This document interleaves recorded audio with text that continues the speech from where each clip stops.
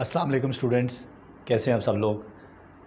First year physics का chapter number 5 हमने start किया हुआ है और आज हमने आर्टिफिशियल सैटेलाइट को डिस्कस करना है। आर्टिफिशियल सैटेलाइट सबसे पहले सैटेलाइट क्या होता है। कोई भी ऐसा ऑब्जेक्ट जो अर्थ के अराउंड ऑर्बिट करता है वो उसका सैटेलाइट है। अर्थ के अलावा अगर आप किसी और प्लैनेट की बात करें तो उस प्लैनेट के इर्द गिर्द भी जो ऑब्जेक्ट ऑर्बिट कर रहे होंगे वो उसके सैटेलाइट्स होंगे। ठीक है, सैटेलाइट दो तरह के हो सकते हैं। हमारे पास एक नेचुरल सैटेलाइट होते हैं और एक आर्टिफिशियल सैटेलाइट होते हैं। जिस तरह मून जो है वो अर्थ के अराउंड ऑर्बिट करता है तो मून अर्थ का सैटेलाइट है, लेकिन नेचुरल सैटेलाइट है क्योंकि वो पहले से ही है। ठीक है, इस तरह से कुछ ऐसे ऑब्जेक्ट्स भी होते हैं जिनको खुद हम अर्थ के गिर्द ऑर्बिट में छोड़ते हैं। ठीक है जी, उन्हें हम कहते हैं आर्टिफिशियल सैटेलाइट्स। आर्टिफिशियल सैटेलाइट्स जो होते हैं इनमें लैब्स हो सकती हैं, इनमें और चीज़ें हो सकती हैं। तो ये स्पेशल पर्पस सैटेलाइट्स होते हैं। जिस तरह हम जो हमारा वेदर है उसकी प्रिडिक्शन के लिए सैटेलाइट्स यूज़ करते हैं, जीपीएस के लिए सैटेलाइट्स यूज़ करते हैं। तो ये ऐसे ऑब्जेक्ट्स होते हैं जिन्हें रॉकेट्स के ज़रिए हम खुद अर्थ के ऑर्बिट में छोड़ के आते हैं। अब ये सैटेलाइट अर्थ के अराउंड ऑर्बिट कैसे कर रहा होता है।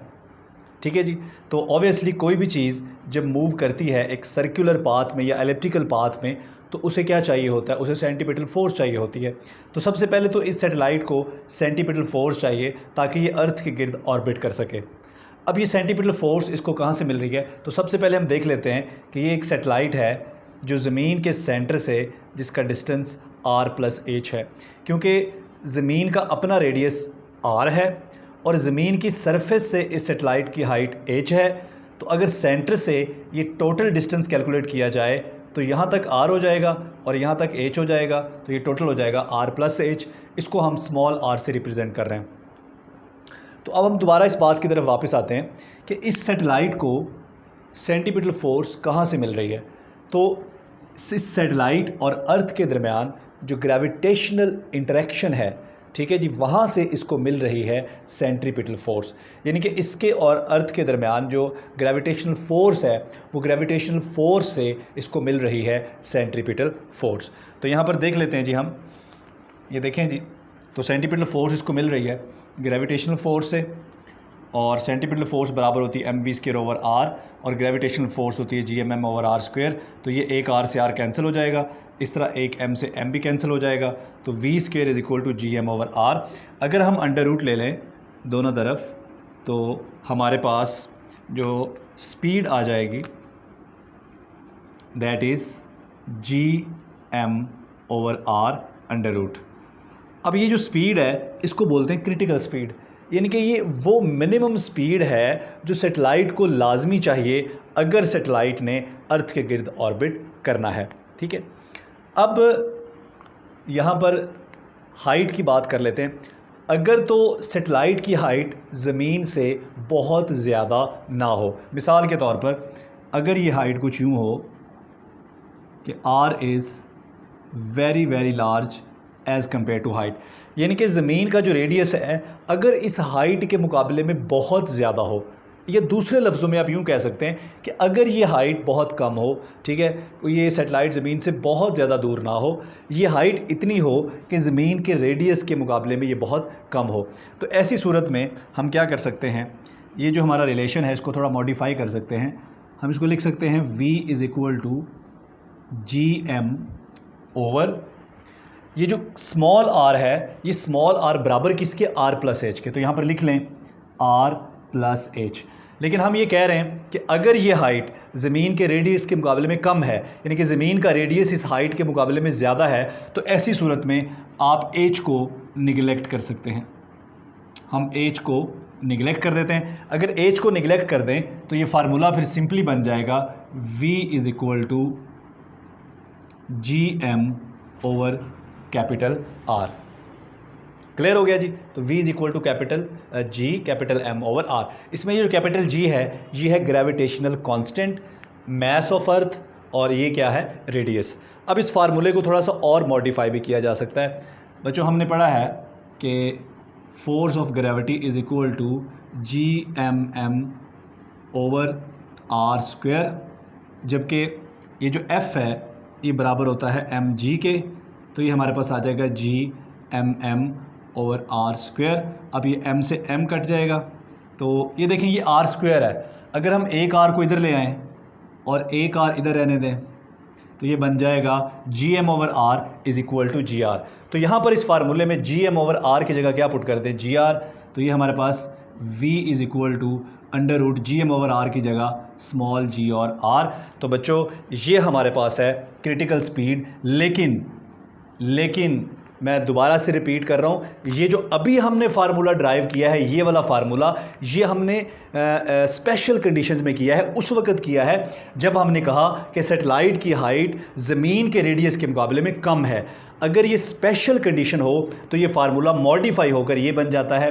तो ऐसे satellites which are closely orbit, ऐसे सैटेलाइट जो ज़मीन के क्लोजली ऑर्बिट कर रहे हैं, उन सैटेलाइट्स के लिए जो क्रिटिकल स्पीड है वो हम कैलकुलेट कर सकते हैं। तो वो स्पीड जो है, यहाँ g की वैल्यू पुट कर दें 9.8 मीटर पर सेकंड स्क्वायर, और रेडियस ऑफ अर्थ क्या होता है 6.4 इंटू 10⁻⁶ मीटर। अब ये दोनों वैल्यूज़ यहाँ पुट करें तो हमारे पास जो स्पीड है ये बराबर आ जाएगी। इसको यहाँ वैल्यूज़ पुट करके कैलकुलेट कर लें तो तकरीबन 7.9 किलोमीटर पर सेकंड।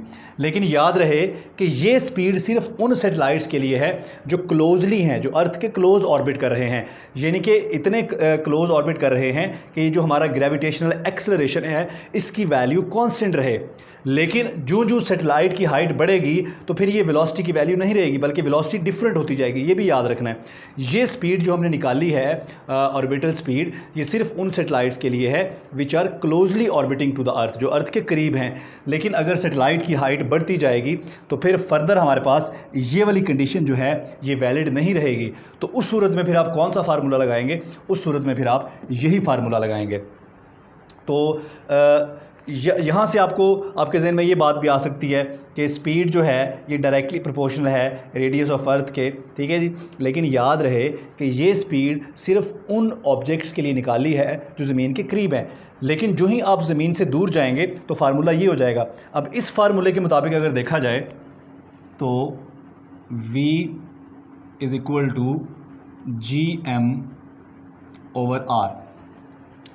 तो इस फार्मूले का मतलब ये है कि जूं आप ज़मीन से अवे मूव करेंगे तो आपका जो R है वो बढ़ता जाएगा। जब R बढ़ता जाएगा तो V क्या होता जाएगा, कम। इसका मतलब है कि वो सैटेलाइट्स जो ज़्यादा दूर होंगे वो स्लो ऑर्बिट कर रहे होंगे, और वो सैटेलाइट जो करीब होंगे वो ज़्यादा तेज़ी से ऑर्बिट कर रहे होंगे। तो distance from centre of the earth और सैटेलाइट की स्पीड ये एक दूसरे के साथ इन्वर्सली प्रोपोर्शनल हैं, ठीक है।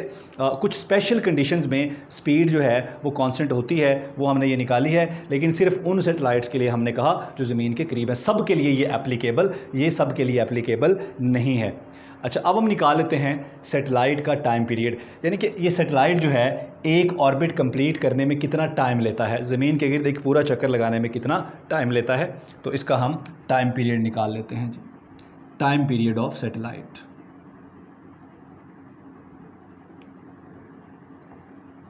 अच्छा जी, तो टाइम पीरियड निकालने के लिए हमने जो एक बेसिक इक्वेशन हमें पढ़ते हैं, S is equal to VT, distance is equal to product of speed and time. तो यहाँ से अगर हम टाइम निकाल लें तो टाइम हमारे पास आ जाएगा S/V। S है डिस्टेंस। जब ये एक कंप्लीट ऑर्बिट करेगा तो ठीक है, इसका जो टोटल डिस्टेंस है वो सर्कल के सर्कमफेरेंस के बराबर होगा, ठीक है जी। तो ये हमारे पास आ जाएगा जी 2πr/V, ठीक है जी।